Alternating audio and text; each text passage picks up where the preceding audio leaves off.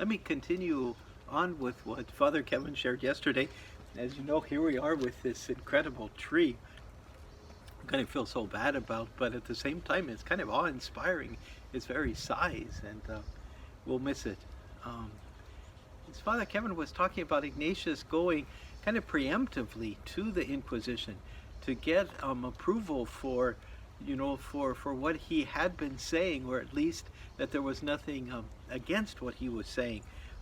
That sort of openness will always mark Ignatius in his dealings with authorities. That in a lot of ways he wants to be clear about what he is doing, and he wants to be clear that what they are thinking about him and his work, and it will cover so often that even when the authorities want to just kind of ignore something or sweep it under the rug, he goes forward and he says, I want this to be as clear as possible, that we have been following a path that has nothing that can question it.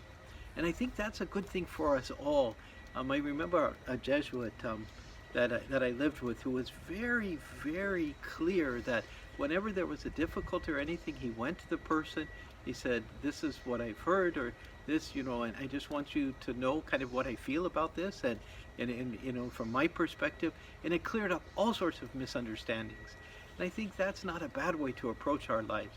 To approach our lives as the possibility of misunderstanding is always there, and therefore to be as clear as possible.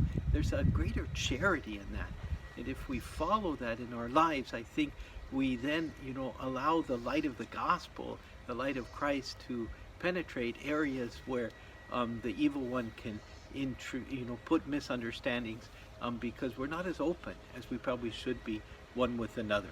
And that's the wisdom I get from the autobiography for today.